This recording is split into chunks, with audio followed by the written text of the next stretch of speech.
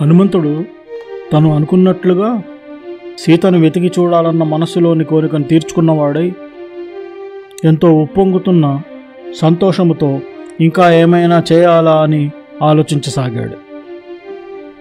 ఈ రాక్షసులకు నేను ఇంకా ఏం చేస్తే వాళ్లకు ఎంతో భరించలేని దుఃఖము కలుగుతుందో అటువంటి పని ఇక్కడ నేను చేయడానికి ఏం మిగిలి ఉందా అని ఆలోచించసాగాడు. అశోకవనమును నాశనం చేశాను, ప్రముఖులైన రాక్షసులను ఎందరినో చంపివేశాను, సైన్యములో కొంత భాగము నశించిపోయింది.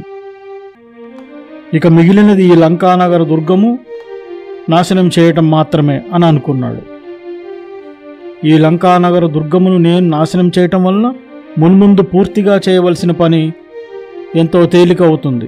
కాబట్టి ఎక్కువ శ్రమ లేకుండా ఈ లంకా నాశనము చేసినచో నేను ఇంతవరకు చేసిన పనులన్నీ విజయవంతంగా చేసినట్లు అవుతుంది. ఇక్కడ ఉన్న ఉత్తమమైన గృహములను నా తోకకు ఉన్న అగ్నితో తగులబెట్టి అగ్నిదేవునికి సంతర్పణము చేయట న్యాయమైనదే అని అనిపిస్తున్నది. మండుతున్న తోకతో మెరుపు వంటి వేగంతో హనుమంతుడు ఆ గృహముల పైకప్పు పైన తిరగసాగాడు. అక్కడి ఉద్యానవనములను ప్రాసాదములను చూస్తూ ఏమాత్రం భయం లేకుండా ఆ రాక్షసుల గృహములపైన ఒకదాని తర్వాత ఒకదాని మీదకు వెళుతూ సంచరించసాగాడు. ఆ విధముగా ఎంతో వేగంగా హనుమంతుడు వెళ్తూ ఎంతోమంది రాక్షస వీరులు ముఖ్యులు అయిన వారి గృహములను అన్నింటినీ తన మండుతున్న తోకతో నిప్పంటించాడు. ఆ విధముగా హనుమంతుడు అలా తిరుగుతూ వరుసగా ఒక భవనంపై నుండి ఇంకో భవనంపైకి ఎగురుతూ కుంభకర్ణుడు మొదలైన ఎంతోమంది రాక్షస వీరుల గృహములను కాల్చివేశాడు. కానీ విభీషణుని గృహమును మాత్రము ఏమీ చేయకుండా వదిలిపెట్టేశాడు.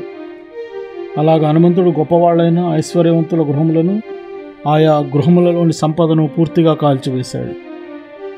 అలా అప్పుడు హనుమంతుడు రావణుని గుహం వద్దకు చేరుకున్నాడు. ఎన్నో రకముల విలువైన రత్నములతో అలంకరింపబడి ఎంతో శోభాయమానముగా మేరు పర్వతములాగా ఉన్న రావణుని ముఖ్యమైన గృహం పైన తన మండుతున్న తోక చివరి భాగమును ఉంచి ప్రళయకాలములోని మేఘములాగా గట్టిగా గర్జన చేశాడు. అలా అంటుకున్న మంటలకు గాలి కూడా వీస్తూ సహాయపడగా ఆ మంటలు ఎంతో వేగంగా చెలరేగి ఒక గృహం నుండి ఇంకొక గృహముకి ప్రసరించి మంటలు పూర్తిగా వ్యాపించాయి. ఆ గృహములలోని కిటికీలు బంగారంతో చేయబడి ముత్యములు మణులు రత్నములతో పొదగబడి ఉండటం వలన అవన్నీ కూడా కాలిపోయి కరిగి ప్రవహించడం మొదలుపెట్టాయి. ఆ ఇండ్ల మేడలపై నుండి కొందరు స్త్రీలు చంటి పిల్లలను తమ చంకలలో ఎత్తుకుని ఆ మండుతున్న అగ్ని నుండి తప్పించుకొంటకు ఏడుస్తూ కిందకు దూకుతున్నారు. ఆ విధంగా కాలిపోతున్న తమ గృహములను సంపదలను చూసి ఆ రాక్షసులు ఏం చెయ్యాలో తెలియక అగ్నిదేవుడే వానర రూపంలో వచ్చాడేమో అని అరుస్తూ భయంగా చూస్తున్నారు. ఎంత గడ్డి వేసినా ఎన్ని సోములు కాల్చబడినా కూడా అగ్నికి తృప్తి అనేది కలగదు. అలాగే హనుమంతునికి ఎంతమంది రాక్షసులను చంపినా తృప్తి కలగటం లేదు. అలా చచ్చిన రాక్షసులు ఎందరైనా కూడా భూమికి భారము తగ్గిన తృప్తి కూడా కలగలేదు. ఆ అగ్నిజ్వాలలు వేర్వేరు రంగులలో, కొన్ని చోట్ల మోదుగు పూల రంగుతో, కొన్ని చోట్ల బూరుగు పూల రంగుతో, కొన్ని చోట్ల కుంకుమ పూల రంగుతోనూ మెరుస్తున్నాయి. ఆ విధంగా హనుమంతుడు రగిలించిన అగ్ని భయంకరముగా పెజ్వరిల్లి లంకానగర పర్వతములపైన అగ్నిజ్వాలలు వలయాకారంలో మండుతూ కనిపించాయి. ఆ మంటలు పొగలేకుండా చెలరేగిపోతున్నాయి. అగ్నికి గాలి తోడై ఇంకా వేగముగా అంతటా వ్యాపిస్తున్నది. ఆ అగ్నిలో కాలిపోతున్న రాక్షసులే ఆ అగ్నికి ఆజ్యమైపోతున్నారు. ఆ మహా అగ్ని కోటి సూర్యులంత తేజస్సుతోనూ పిడుగుల వంటి ఎన్నో శబ్దములతోనూ బ్రహ్మాండము బద్దలవుతున్నట్లుగా విజృంభించింది. అక్కడి రాక్షసులందరూ హనుమంతుని చూసి, ఇతను వానరుడు కాదు, మహేంద్రుడు గాని, యముడు గాని, వరుణుడు గాని, రుద్రుడు గాని అయి ఉండవచ్చునని అనుకుంటున్నారు. బ్రహ్మదేవుని యొక్క ప్రతాపమే ఇలా రాక్షసులను చంపడానికి వానర రూపంలో వచ్చిందా అని కూడా అనుకుంటున్నారు. ఇంకొందరు విష్ణువు యొక్క మాయ రాక్షస సంహారం చేయుటకు ఇలా వానర రూపంలో వచ్చిందా అని అనుకుంటున్నారు. అక్కడి ప్రాణులు, గృహములు, వృక్షములతో కూడిన లంకా నగరము పూర్తిగా ఎంతో వేగముగా కాలిపోవడము ప్రారంభించింది. ఎన్నో జంతువులు, పక్షులు, చెట్లు వంటివన్నీ కూడా లంకానగరముతో పాటు కాలిపోవడంతో ఆ ప్రాంతమంతా మంటలమయమైపోయింది. ఎంతోమంది బాధతో కూడిన అరుపులతోనూ ఏడుపులతోనూ ఎంతో దీనముగా ఆ ప్రాంతమంతా ప్రతిధ్వనిస్తోంది. అక్కడి రాక్షసులు వారు కోల్పోయిన వారి సంబోధనలు చేస్తూ ఎంతో భయంకరముగాను ఘోరముగాను ఏడుస్తున్న శబ్దములతో ఆ ప్రాంతము ప్రతిధ్వనిస్తోంది. ఆ విధముగా హనుమంతుని కోప ప్రభావం వలన లంకానగరం అగ్నిజ్వాలలతో చుట్టుముట్టినదే ఎందరో రాక్షస వీరుల మరణముతో ఎవరిదో శాపము తగిలినట్లుగా అయినది. రాక్షస జనులందరూ భయము, కంగారు, బాధలతో ఉండగా అగ్నిజ్వాలలు పైకి ఎగసి వ్యాపిస్తుండగా ఆ లంకా నగరాన్ని హనుమంతుడు చూస్తున్నాడు. ఆ విధముగా ఎన్నో మేలుజాతి చెట్లతో ఉన్న వనమును నాశనము చేసి యుద్ధములో ఎందరో రాక్షస యోధులను చంపివేసి ఎన్నో శ్రేష్టమైన ఇళ్లతో నిండిన ఆ నగరమును కూడా దగ్ధము చేసి తృప్తిగా నిల్చున్నాడు హనుమంతుడు. హనుమంతుని తోకకున్న మంట జ్వాలలు మాలలాగా ఎంతో విచిత్రముగా ప్రకాశిస్తున్నది. అప్పుడు హనుమంతుడు తన మనస్సులో రాముని స్మరించుకున్నాడు. హనుమంతుడు చేసిన ఈ పనిని మెచ్చుకుంటూ దేవతలు, గంధర్వులు, సిద్ధులు, మహర్షులు అందరూ ఎంతో ఆశ్చర్యపడుతూ పొగడసాగారు. ఆ విధముగా భయంకరముగా కాలిపోతున్న లంకానగరమును, ఎంతో భయంతో ఉన్న రాక్షసులతో నిండి ఉన్న లంకానగరమును చూసిన హనుమంతుడు ఆలోచిస్తూ ఒక్కసారిగా భయపడ్డాడు. ఈ నగరాన్ని కాల్చివేసి నేనెంత తప్పు చేశాను అని బాధపడ్డాడు. అగ్ని ప్రజ్వరిల్లుతున్నప్పుడు నీటిని పోసి ఎలా చల్లారుస్తారో ఆ అగ్నిని అలాగా పట్టాలని కోపము కలిగినప్పుడు తమ బుద్ధితో దానిని నిగ్రహించుకునే మహాత్ములు, శ్రేష్టమైన పురుషులు ఎంతో ధన్యులైన వారు కదా అనుకున్నాడు. కోపం వచ్చిన వారు ఎవరైనా సరే పాపపు పనులు ఎందుకు చేయకుండా ఉంటారు? వారు పూజ్యులైన వారిని కూడా చంపుతారు. కోపించిన వాడు ఎంతటి సత్పురుషులనైనా కూడా తన నోటికి వచ్చినట్లు మాట్లాడి వారందరినీ నిందిస్తాడు. కోపం వచ్చిన వాడు ఏది మాట్లాడవలసినదో ఏది మాట్లాడకూడనిదో అను సంగతి మరిచిపోయి తెలియనివాడైపోతాడు. అలా కోపంతో ఉన్నవాడు చేయవలసింది కానీ చేయకూడదు కానీ వానికి ఉండవు. పాము తన జీర్ణమైన చర్మమును కుబుసమ్ముగా ఎలా వదిలివేస్తుందో అలాగ వచ్చిన కోపమును ఎంతో ఓర్పుగా పోగొట్టుకున్నవాడే ఉత్తమమైన పురుషుడు. నేనెంత బుద్ధి తక్కువగా ప్రవర్తించి సీతాదేవిని గురించి ఆలోచించకుండా ఈ లంకా నగరాన్ని కాల్చివేశాను. నేను రామునికి ఎంతో ద్రోహము చేసిన సిగ్గులేని వాడను, పాపాత్ముడను అని అనుకున్నాడు. పూజ్యురాలైన సీతాదేవి కూడా ఈ మంటలలో కాలిపోయి ఉంటుంది కదా. నేను ఎంత బుద్ధి తక్కువ పనిచేసి రామకార్యము పాడు చేశాను. నేను ఏ పనిని సాధించాలని వచ్చానో, ఎలా జరిగిందో అదంతా నేను ఈ లంకను కాల్చేటప్పుడు సీతాదేవిని రక్షించకుండా చేసి పూర్తిగా చెడగొట్టాను. నేను చేయాలనుకున్న పనిని చేసి ఇంకా ఏమైనా చేయవలసిన పనిని గురించి కోపముతోనూ ఆవేశముతోనూ లంకను కాల్చివేసి అసలుకే వినాశనమయ్యేలాగా చేశాను అనుటకు సందేహం లేదనుకున్నాడు.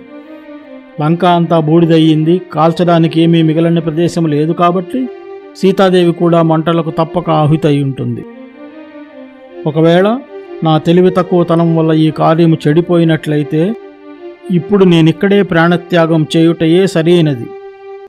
ఇప్పుడు మంటలలో దూకడము, సముద్రపు బడబాగ్నిలో దూకడమో లేక సముద్రపు నీటి జంతువులకు నా శరీరాన్ని ఆహారముగా చేయడమో చెయ్యాలి. రామకార్యము చెడగొట్టిన నేను సుగ్రీవునికి, రామలక్ష్మణులకి నా ముఖం ఎలా చూపించగలను? నేను నా కోపం వల్ల 3 లోకములలో చెబుతున్నట్లుగా వానరులు నిలకడలేని స్వభావము కలవారన్నది నిజము చేశాను కదా అనుకున్నాడు. రజోగుణము నాకు ఎంతో చెడ్డదైనది. ఎందుకంటే అదుపు చేయలేక నిలకడ లేకుండా చేసి దానివలన నేను సీతాదేవిని రక్షించే శక్తి ఉండి కూడా రక్షించలేకపోయాను. సీత మరణిస్తే రామలక్ష్మణులు, సుగ్రీవుడు, బంధుమిత్రులంతా కూడా మరణిస్తారు. ఆ విధముగా దురదృష్టవంతుడైన నేను ధర్మార్థములను పోగొట్టుకుని కోపము, ఆవేశములే దోషముగా ఉన్న నేను ఈ లోక వినాశనమునకు కారణమైన వాడను. హనుమంతుడు ఈ విధముగా ఆలోచిస్తుండగా ఇంతకుముందు అతనికి కనబడిన శకునములు మళ్ళీ కనిపించగానే అప్పుడు మళ్ళీ ఆలోచనలో పడ్డాడు. ఒకవేళ ఆ మంగళకరమైన తేజస్వి అయిన సీతాదేవిని ఆమె తేజస్సే కాపాడి ఉండవచ్చు. ఎందుకనగా అగ్నియే కాల్చివేయదు కదా అనుకున్నాడు.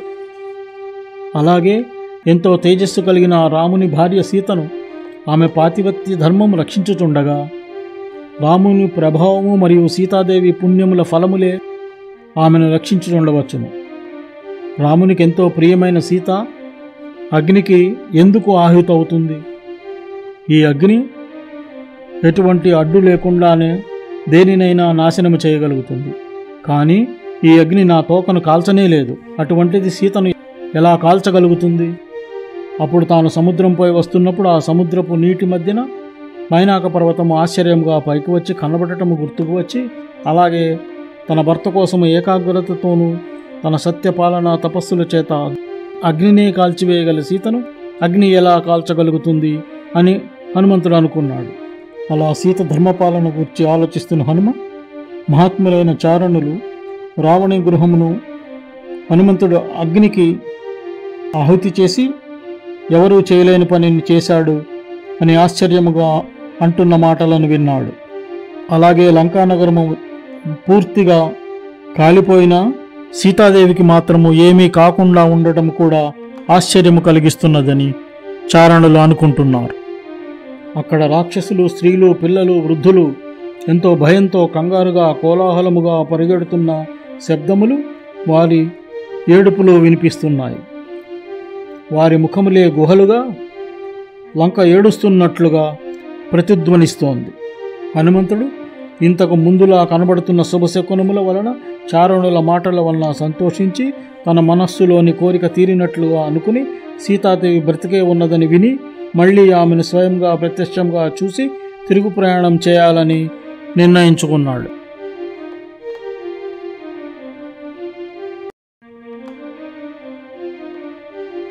అప్పుడు హనుమంతుడు అశోక వృక్షము దగ్గర ఉన్న సీత దగ్గరకు వెళ్ళి ఆమెకు నమస్కరించి, దైవానుగ్రహం వలన ఎటువంటి ఆపద కలగకుండా ఉన్న నిన్ను ఇక్కడ చూస్తున్నాను అని అన్నాడు.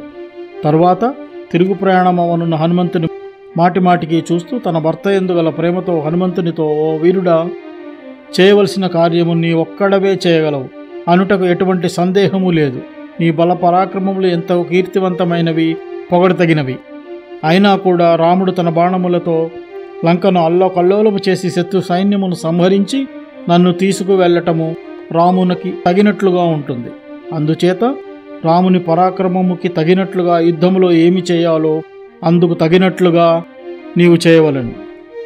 సీత కారణములతో సహా చెప్పిన మాటలను విన్న హనుమంతుడు వానర భల్లూక నాయకులు వారి సమూహములతో కలిసి వచ్చి, రాముడు యుద్ధములో శత్రువులను ఓడించి నీకు ఉన్న కష్టములను తొలగించబోతున్నాడు అని చెప్పి తన తిరుగు ప్రయాణమునకు నిశ్చయించి సీతకు నమస్కరించాడు.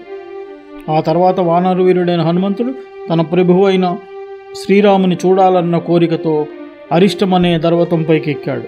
ఆ పర్వతంపై నల్లని చెట్లు వరుసగా ఉన్నాయి. పర్వత శిఖరముల మధ్యన మేఘములు వేలాడుతూ ఉత్తరేయముల్లాగా ఉన్నాయి. ఎర్రని మచ్చలు కలిగిన ఎంతో పెద్ద ఏనుగులు తిరుగుతున్నాయి. ఆ పర్వతం పైన గైరికమనే ధాతువు పైకి కనబడుతూ సూర్యకిరణములు పడి కళ్ళు తెరిచి చూస్తున్నట్లుగా ఉన్నాయి. ఆ పర్వతంపై జలపాతములు చక్కగా ప్రవహిస్తున్న శబ్దములు వేదాధ్యయము చేస్తున్నట్లుగా వినిపిస్తున్నాయి. ఎన్నో సెలయేళ్ల గలగలమను శబ్దములు ఏదో గానములాగా వినిపిస్తున్నాయి. ఆ పర్వతంపై దేవదారు చెట్లు చాలా పొడవుగా పెరిగి చేతులెత్తి నిల్చున్నట్లుగా ఉన్నాయి. ఆ పర్వతంపై జలపాతములు అన్ని వైపులా ప్రవహిస్తూ ఆ నీటి శబ్దములు ఒక్కసారి అన్ని వైపులవి వినిపించగా ఎవరో అరుస్తున్నట్లుగా ప్రతిధ్వనిస్తున్నాయి. ఆ పర్వతం పైన వనములు అన్ని కదులుతూ శరత్కాలములోని గాలికి వణుకుతూ వెదురు బొంగుల ద్వారా కూస్తున్నట్లుగా ఉన్నాయి. ఎన్నో భయంకరమైన పాములు అక్కడక్కడ ఉన్నవి బుసలు కొడుతుంటే కోపంతో నిట్టూర్పులు విడుస్తున్నట్లుగా ఉంది. ఎన్నో గుహలు అన్నీ మంచుతో కప్పివేయబడి పర్వతమే ధ్యానం చేస్తోందా అన్నట్లుగా అనిపిస్తోంది. ఆ పర్వతమునకు కింద చిన్న చిన్న పర్వతములు పెద్ద పర్వతమును ఆనుకుని ఉండి దాని పాదములేమో అన్నట్లుగా ముందుకు వెళ్తున్నట్లుగాను అనిపిస్తున్నాయి. ఆ పర్వత శిఖరం పైన ఆకాశములో వెడుతున్న మేఘముల వలన ఆ మేఘముల పాదములలాగా ఆ పర్వతము అనిపిస్తూ ముందుకు వెళ్తున్నట్లుగానే అనిపిస్తోంది. ఆ పర్వత శిఖరం పైన మేఘములు వెళుతుంటే ఆ పర్వతము ఆవలిస్తోందా అన్నట్లుగా ఉంది. ఆ పర్వతము ఎన్నో చిన్న శిఖరములతోనూ ఎన్నో గుహలతోనూ నిండి ఉన్నది. అక్కడ ఎన్నో రకములైన మద్ది చెట్లు, తాళ, వెదురు, అశ్వకర్ణ వృక్షములు ఉన్నాయి. అలాగే ఎన్నో రకాల పూల చెట్లు, లతలు వంటివి ఎంతో అలంకారముగా ఉన్నాయి. అక్కడ ఎన్నో జాతుల అడవి జంతువులు తిరుగుతున్నాయి. ఎన్నో రకములైన ధాతువులు అక్కడ ప్రవహిస్తున్నాయి. చాలా సెలయేళ్లు, శిలలు, రాళ్ళు, పొదలు వంటి వాటి వలన ఎంతో ఇరుకుగా ఉండి అక్కడ తిరుగుటకు ఏమాత్రము వీలు లేకుండా ఉంది. ఆ పర్వతంపై యక్ష, కిన్నెర, గంధర్వ, ఉరుగులు, మహర్షులు ఉంటున్నారు. ఆ పర్వతంపై ఎన్నో లతలు, చెట్లు కిక్కిరిసి ఉన్నాయి. అక్కడి గుహలలో సింహాలు, పులులు ఉన్నాయి.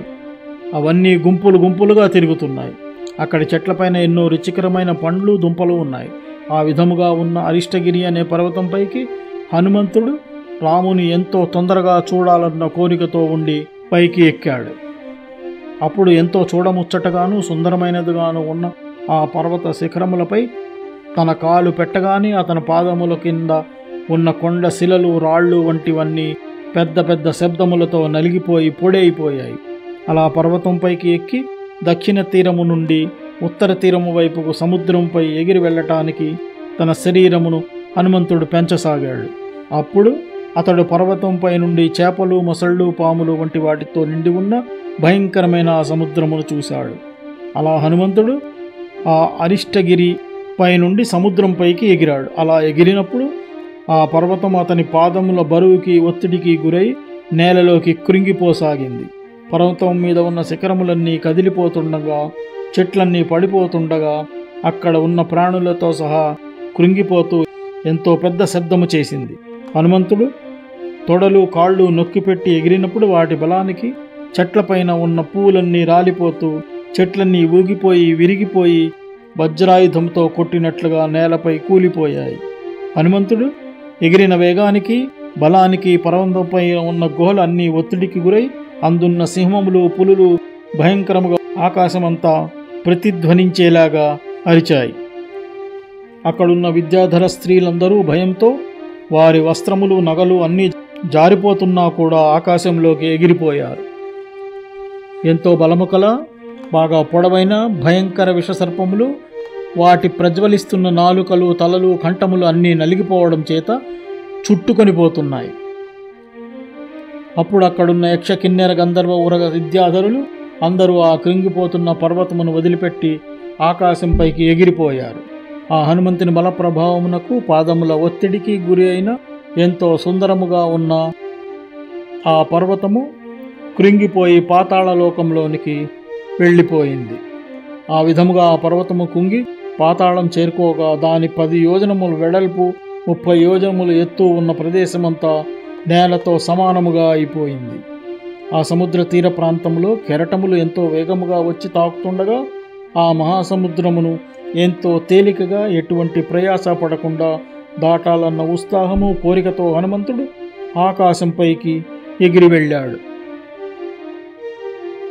ఆ విధముగా హనుమంతుడు వాయువేగముతో ఎటువంటి అలసట లేకుండా ఆకాశంలో ఎగురుతూ వెళ్తుంటే ఒక పెద్ద ఓడ సముద్రంలో వెళ్తున్నట్టుగా అనిపించింది. హనుమంతుడు ఆకాశంలో ఎగురుతూ దాన్ని మిరింగివేస్తున్నట్లుగాను, చంద్రుణ్ణి పట్టుకుంటున్నట్లుగాను, నక్షత్రములను, సూర్యుని, ఆకాశమును దోచుకుంటున్నట్లుగాను కనిపించాడు. ఆకాశంలో మేఘాలను తనతో లాక్కొని వెళ్తున్నట్లుగా అనిపించాడు. ఆకాశంలో వెళ్తున్న హనుమంతునికి అది కిందనున్న సముద్రంలాగా కనిపిస్తోంది.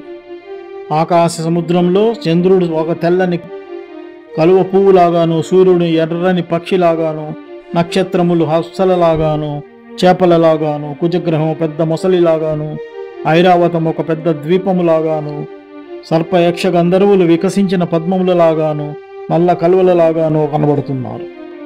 మేఘములన్నీ పచ్చిక బయలులా ఉన్నాయి. చంద్రకిరణములే చల్లని నీటిలాగాను, వీస్తున్న గాలికి నీటి తరంగాల్లాగాను ఉన్నాయి. ఆకాశంలో మేఘములు తెలుపు, ఎరుపు, నీలము పసుపు, ఆకుపచ్చ, ముదురు ఎరుపు వంటి రంగులతో మేఘములు కదులుతున్నాయి. హనుమంతుడు వెళుతూ ఆ మేఘములలోకి వెళ్ళి బయటకు వస్తూ, మళ్ళీ మేఘములలోకి వెళ్ళి బయటకు వస్తూ, మబ్బుల వెనక దాగి మళ్ళీ కనబడే చంద్రుళ్లాగా అనిపించాడు. ఆ విధముగా హనుమంతుడు మేఘముల గుంపులను చీల్చుకుంటూ మళ్ళీ మళ్ళీ బయటకు వస్తూ ఎంతో పెద్దగా ఉరుములాగా అరుస్తూ గరుత్మంతునిలాగా ఆకాశంలో ముందుకి సాగిపోతున్నాడు.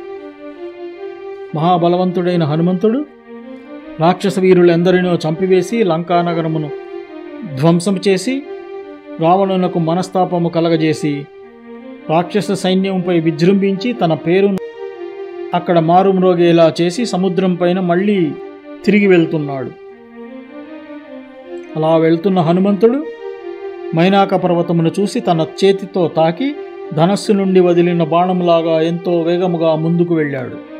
మేఘములను తాకుతున్నట్లుగా ఉన్న మహేంద్రగిరి పర్వతాన్ని కొద్ది దూరం నుండే చూసి పెద్దగా అరుస్తూ తెద్దం చేశాడు. ఉరుములాంటి అతని అరుపులకి దశ దిశలు దద్దరిల్లిపోయాయి. ఆ ప్రదేశమునకు చేరగానే తన మిత్రులందరినీ చూడాలన్న కోరికతో హనుమంతుడు ఎంతో గట్టిగా అరుస్తూ తన తోకను అటు ఇటు విదిలిస్తూ కదుపుతున్నాడు. ఆకాశ మార్గంలో గరుత్మంతుడు సంచరించే ప్రాంతంలో హనుమంతుడు అలా సింహగర్జనలు చేస్తుంటే ఆ ధ్వనికి సూర్యమండలముతో పాటు ఆకాశం బద్దలవుతున్నట్లుగా అనిపించింది. అక్కడ సముద్రపు ఉత్తర తీరములో ముందుగానే బలవంతులు వీరులైన వానరులందరూ హనుమంతుని కోసము ఎదురు చూస్తూ వేచి ఉన్నారు. అలా ఉన్నవారికి మేఘముల గర్జనలాగా అతడు చేసిన ధ్వని వినిపించింది. అతడు చేసిన గర్జన, వేగము యొక్క శబ్దము కూడా వినిపించాయి. అంతవరకు ఎంతో దీనముగా ఉన్న ఆ వానరులందరూ హనుమంతుని ఉరుముల వంటి గర్జన విన్నారు. వాళ్ళందరూ హనుమంతుని చూడాలన్న ఎంతో కుతూహలముతో ఉండటం చేత హనుమంతుడు చేసిన ధ్వని విని ఎంతో సంతోషంతో ఉత్సాహవంతులయ్యారు. వానర నాయకుడైన జాంబవంతుడు అదంతా విని ఎంతో ఆనందముగా మనస్సు ఉప్పొంగిపోయిన వాడై వానరులందరినీ పిలిచి హనుమంతుడు వెళ్ళిన పనిని పూర్తిగా సాధించియే వస్తున్నాడు, లేకపోతే అతడు చేసిన ధ్వని ఈ విధముగా ఉండదు కదా అని అన్నాడు. హనుమంతుడు దగ్గరవుతుంటే అతని చేతులు, కాళ్ళ యొక్క వేగపు బలముతో వచ్చే ధ్వనిని వింటున్న వానరులందరూ సంతోషంతో ఎక్కడి వారక్కడే గంతులు వేస్తూ ఎగురుతున్నారు. వానరులంతా హనుమంతుడు వస్తుండగా చూడాలన్న ఆశతో చెట్లపైకి, పర్వత శిఖరములపైకి ఎక్కి ఇంకొన్ని చెట్లు శిఖరములపైకి ఎగురుతూ వాటి చివరి భాగములపైన నిలిచారు. వాళ్ళంతా ఆ చెట్ల కొమ్మలను గట్టిగా పట్టుకుని నిల్చుని చిన్న చిన్న కొమ్మలన్నింటినీ బట్టలను దులిపినట్లుగా కదిపివేస్తున్నారు. పర్వత గుహలలోనికి వీస్తున్న గాలి వెళితే వచ్చే ప్రతిధ్వనించే శబ్దములాగా హనుమంతుడు మళ్లీ గర్జన చేశాడు. అప్పుడు దట్టమైన మేఘములు ఎలా వేగంగా కదిలిపోతుంటాయో అలా హనుమంతుడు భూమిపైకి దిగుతున్నట్లుగా చూసిన ఆ వానరులందరూ చేతులు జోడించి నిల్చున్నారు. తరువాత పర్వత సమానుడైన హనుమంతుడు ఎంతో వేగముగా ఎన్నో చెట్లతో నిండి ఉన్న మహేంద్ర పర్వతంపై దిగాడు. హనుమంతుడు ఎంతో సంతోషముతో రెక్కలు తెగిపోయిన పర్వతములాగా ఆకాశం నుండి పర్వతం పైనున్న సుందరమైన సెలయేటి తీరములో దిగాడు. అప్పుడు ఆ వానర శ్రేష్ఠులు ఎంతో ఆనందభరితమైన మనస్సుతో హనుమంతుని చుట్టూ వచ్చి చేరారు. ఎంతో సంతోషపడ్డారు. ఆ వానరులంతా ఆనందముతో వెలిగిపోతున్న ముఖములతో రకరకాల పళ్లను, దుంపలను, మూలములను హనుమంతునికి కానుకగా ఇచ్చి సుఖముగా తిరిగి వచ్చిన హనుమంతుని పూజించి మెచ్చుకున్నారు. అప్పుడు హనుమంతుడు గురువులు, పెద్దలు, పూజ్యులైన వారికి, జాంబవంతునికి, యువరాజైన అంగదునికి నమస్కారం చేశాడు. తన బలపరాక్రమములు చూపిన పూజనీయుడైన హనుమంతునికి జాంబవంతుడు, అంగదుడు కూడా నమస్కరించారు. మిగిలిన వారందరూ కూడా హనుమంతుని ఎంతో పొగిడారు. అప్పుడు హనుమంతుడు సీతను చూసిన సంగతి క్లుప్తముగా చెప్పాడు. అప్పుడు హనుమంతుడు బాలికుమారుడైన అంగదుని చేయి పట్టుకుని ఎంతో అందమైన మహేంద్ర పర్వతం పైన ఉన్న వనములో కూర్చోబెట్టాడు. అప్పుడు హనుమంతుడు ఎంతో సంతోషముగా అశోకవనములో ఉన్న సీతను చూశాను.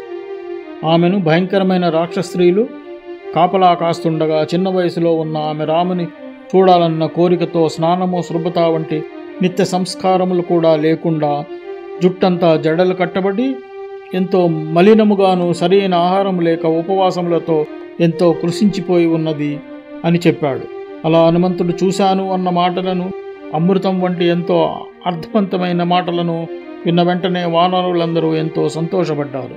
వాళ్ళంతా కిచకిచ శబ్దములు, అరుపులు, సింహనాదములాగా గర్జనలు వంటి శబ్దములు ఆనందంతో చేశారు. కొందరు వారి సంతోషం పట్టలేక తమ తోకలు నిలువుగా ఉండేలాగా ఎత్తి ఉంచగా, కొందరు తమ తోకలను అటు ఇటు విదిలించసాగారు. కొందరైతే సంతోషంతో వారున్న పర్వత శిఖరంపై నుండి దూకి మరీ హనుమంతుని ముట్టుకున్నారు. ఆ విధముగా హనుమంతుని మాటలను విన్న అంగదుడు వానరులందరి మధ్యలో ఉన్న హనుమంతునితో ఇలా అన్నాడు: ఓ హనుమంతుడా, ఎంతో పెద్దదైన ఈ సముద్రమును ఎగురుతూ దాటి వెళ్ళి మళ్ళీ తిరిగి వచ్చిన నీకన్నా గొప్పవాడు, సమానమైన బలపరాక్రమములు కలవారెవ్వరూ లేరు. నీ ప్రభుభక్తి, ధైర్యము, పరాక్రమము ఎంతో గొప్పవి, ఆశ్చర్యకరమైనవి. మన అదృష్టము వలన నీ వల్ల ఎంతో కీర్తి గలది రాముని భార్య అయిన సీతాదేవి చూడబడినది. సీత లేక రామునికి కలిగిన శోకము కూడా తొలగిపోవటము మన అదృష్టము. అప్పుడు ఆ వానర వీరులందరూ ఎంతో సంతోషముతో అక్కడ పర్వతం పైనున్న శిలలు, రాళ్ళు వంటి వాటిపైన అంగదునికి, జాంబవంతునికి, హనుమంతునికి చుట్టూ కూర్చున్నారు. తరువాత ఆ వానర వీరులందరూ సముద్రమును దాటి వెళ్ళడము, సీతను చూడడము, రావణుని చూడడం వంటి అన్ని విషయములను హనుమంతుడు చెప్పగా వినాలన్న కోరికతో వాళ్ళందరూ తమ చేతులు జోడించి అక్కడ కూర్చున్నారు. అలా వానరులంతా చుట్టూ కూర్చుని ఉండగా అంగదుడు స్వర్గములో దేవతలంతా సేవిస్తున్న దేవేంద్రునిలాగా కనిపించాడు. ఆ విధముగా ఎంతో కీర్తిమంతుడైన హనుమంతుడు భుజకీర్తులను ధరించి ఉన్న యువరాజైన అంగదుడు మహేంద్ర పర్వతం పైన ఎంతో ఆనందముగా కూర్చుని ఉండగా ఆ ప్రాంతమంతా ఎంతో శోభాయమానముగా ప్రకాశించింది.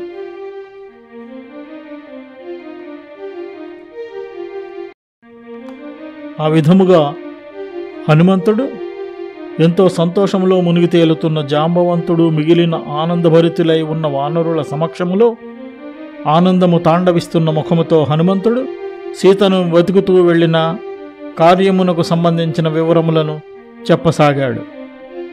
నీవు సీతాదేవిని ఎలా చూడగలిగావు? ఆమె అక్కడ ఎలా ఉన్నది? క్రూరుడైన 10 తలల రావణుడు ఆమె పట్ల ఎలా ప్రవర్తిస్తున్నాడు? ఈ సంగతులన్నీ నువ్వు మాకు ఉన్నట్లుగా చెప్పాలి. ఎందుకంటే దానిని బట్టి మనం మున్ముందు చేయవలసిన పనిని గూర్చి ఆలోచించవచ్చును. మనము రాముని వద్దకు వెళ్ళినప్పుడు ఏ విషయములు చెప్పవచ్చునో, ఏ విషయములు చెప్పకుండా రహస్యముగా ఉంచవలసినవో అన్ని విషయములు అందుకే నీవు స్పష్టముగా చెప్పాలి అని జాంబవంతుడు హనుమంతుడితో చెప్పాడు. జాంబవంతుడు అలా అడగగానే హనుమంతుడు కొద్దిగా గగుర్పాటు పొంది సీతాదేవిని తలుచుకుని నమస్కరిస్తూ ఈ విధముగా చెప్పసాగాడు: ఇక్కడి నుండి నేను సముద్రపు దక్షిణ తీరాన్ని చేరుకోవాలని అనుకుని తగిన ఆలోచన చేస్తూ ఈ మహేంద్ర పర్వతంపై నుండి మీ అందరి ముందే ఆకాశంలోకి ఎగిరాను కదా. అలా ఎగురుతూ వెళ్తుండగా నాకు ఒక పెద్ద విఘ్నంలాగా ఒక ఎంతో దివ్యమైన బంగారు శిఖరము కనబడింది. నాకు దారిలో అడ్డముగా ఉన్న ఆ పర్వతం ఒక విఘ్నము అని అనుకున్నాను. కానీ ఆ దివ్యమైన బంగారు పర్వతమునకు దగ్గరగా వెళ్ళాక దానిని బద్దలు కొట్టాలని నా తోకతో కొట్టగానే సూర్యకాంతితో ఉన్నది 1000 ముక్కలైపోయింది. నా ఉద్దేశం అర్థమైన ఆ పర్వతము నా మనస్సుకు సంతోషం కలిగేలాగా ఓ పుత్రా అంటూ మధురముగా మాట్లాడింది. ఈ సముద్రములో ఉంటున్న నేను నీ తండ్రి వాయుదేవునికి స్నేహితుడను. నీవు నన్ను నీ తండ్రికి తమ్మునిగా అనుకొనుము. నేను మైనాకుడని ప్రసిద్ధి పొందాను. ఇంతకుముందు పర్వతాలకు కూడా రెక్కలుండేవి. అవి భూమంతా తిరుగుతుంటే ప్రాణులకు కష్టములు కలుగుతున్నాయని విన్న దేవేంద్రుడు పర్వతాలన్నింటి రెక్కలను తన వజ్రాయుధముతో కోసివేశాడు. నాయనా, నేను మాత్రము నీ తండ్రి వాయుదేవుని చేత ఈ సముద్రంలోనికి తోసివేయబడ్డాను. అలా నన్ను దేవేంద్రుడి బారి నుండి రక్షించాడు. ఓ హనుమంతుడా, రాముడు ధర్మరక్షణలో శ్రేష్ఠుడు మరియు దేవేంద్రునితో సమానమైన పరాక్రమములు కలిగినవాడు. ఆ రామునికి నేను సహాయం చేయాలనుకుంటున్నాను అని మైనాకుడు అన్నాడు. మైనాకునికి నేను వెళ్తున్న పనిని గురించి చెప్పి మహాత్ముడైన అతని అనుజ్ఞ తీసుకుని నా ప్రయాణం ముందుకు సాగించాను. అప్పుడు మైనాకుడు మానవ రూపంలో అదృశ్యమై పర్వతం తిరిగి సముద్రంలోనికి వెళ్ళిపోయింది. తర్వాత నేను ఎంతో వేగముగా ఆకాశంలో ఎగురుకుంటూ మిగిలిన దూరాన్ని చాలాసేపు కొనసాగించాను. అప్పుడు సముద్రపు మధ్యన సురసాదేవి అనే నాగదేవతను చూశాను. ఆమె దేవతలు నన్ను ఆహారముగా తనకు పంపారని, తినివేస్తానని, తనకు ఆహారం దొరికిందని చెప్పింది. సురసాల అనగానే బిత్తరపోయిన నేను తెల్లబోయిన ముఖంతో నమస్కరించి నిలిచిపోయి ఇలా చెప్పాను: దశరథ మహారాజు కుమారుడైన రాముడు తన తమ్ముడైన లక్ష్మణునితో, భార్య అయిన సీతతో దండకారణ్యములోకి రాగా అక్కడ దుష్టుడైన రావణుడు సీతను అపహరించగా నేను రాముని ఆజ్ఞతో దూతగా ఆమె వద్దకు వెళుతున్నాను. రాముని రాజ్యములో ఉండే నీవు రామునికి సాయం చేయాలి కదా అని చెప్పాను.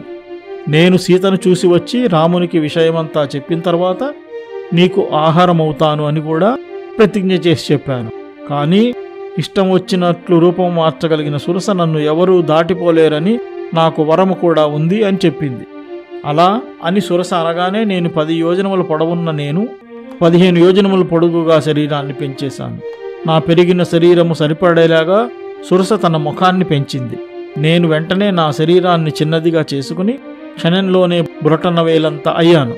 అయినంతనే నేను వెంటనే ఆమె నోటిలోనికి వెళ్ళి మళ్ళీ వెనువెంటనే బయటికి వచ్చేశాను.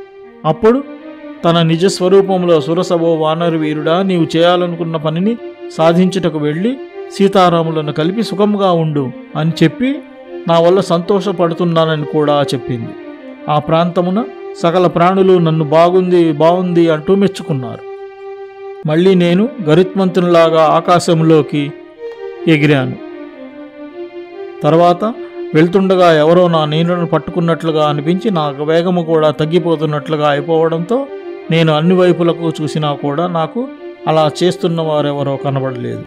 ఈ ప్రాంతములో నాకెవరూ ఏ రూపము కనబడకపోయినా నా ప్రయాణ వేగమునకు మాత్రము విఘ్నము ఎందుకు కలుగుతోందో అని ఆలోచించాను. అలా ఆలోచిస్తూ క్రిందనున్న సముద్రం వైపు చూడగా అక్కడ నీటి అడుగు భాగంలో పడుకుని ఉన్న భయంకరమైన ఒక రాక్షస స్త్రీ కనబడింది. అప్పుడు ఆ రాక్షసి తడబాటు పడకుండా గంభీరముగా పెద్దగా నవ్వుతూ, ఓ భారీ శరీరము వాడా, ఎక్కడికి వెళ్తున్నావు? నేను చాలా కాలంగా ఎంతో ఆకలిగా ఉన్నాను కాబట్టి నీవు నాకు ఆహారముగా నీ దేహమును సమర్పించి నాకు తృప్తి కలిగించు అని కఠినముగా చెప్పింది. నేను ఆమెకు అలాగేనని అంటూ నా శరీరాన్ని ఆమె నోరు కన్నా పెద్దగా పెంచివేశాను. నన్ను తినేయాలన్న ఆశతో ఆ రాక్షసి తన భయంకరమైన పెద్ద ముఖమును ఇంకా పెద్దదిగా చేసింది. ఆమెకు నా కామరూప విద్య గురించి కానీ నా ఆలోచన గురించి కానీ ఏమీ తెలియకపోవటం వలన నేను క్షణములో నా రూపాన్ని చిన్నదిగా చేసివేసి ఆమె నోటి నుండి వెళ్ళి గుండెలను చీల్చివేసి ఆకాశములోనికి తిరిగి ఎగిరాను. అప్పుడు ఆ భయంకర పర్వతం వంటి ఆ రాక్షసి గుండె చీల్చివేయడం వలన తన చేతులు చాపి ఉంచి చనిపోయి సముద్రంలో పడిపోయింది. ఆకాశము నుండి అక్కడున్న సిద్ధులు, చారణులు మొదలగు వారందరూ హనుమంతుడు భయంకర రాక్షసి సింహికను చంపేశాడని అంటుండగా విన్నాను అని హనుమంతుడు చెప్పాడు.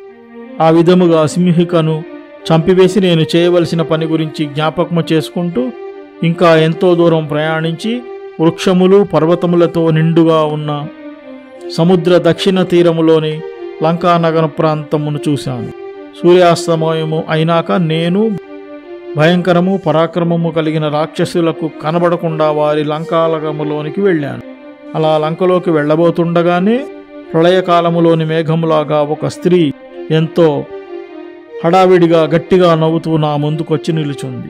ఎంతో భయంకరముగాను అగ్నిజ్వాలలలాగా ఉన్న వెంట్రుకలతో ఉన్న ఆ రాక్షస స్త్రీ నన్ను చంపడానికి నా మీదకు వస్తుండగానే నేను నా ఎడమ చేతితో గ్రుద్ది ఆమెను ఓడించాను. సాయంకాల సమయములో నేను అలా లంకలోకి వెళ్ళబోతున్నట్లుగా చూసిన ఆమె నాతో ఇలా అన్నది, ఓ వీరుడా, లంకాపురాధిదేవతనైన నన్ను నీవు నీ పరాక్రమంతో గెలిచావు. నన్ను జయించిన నీవు అందరూ రాక్షసులను ఖచ్చితంగా గెలిచి తీరుతావు అని ఆ లంకాపుర రాక్షసి చెప్పింది. ఆ రాత్రి అంతా నేను సీతాదేవి కోసం వెతికాను.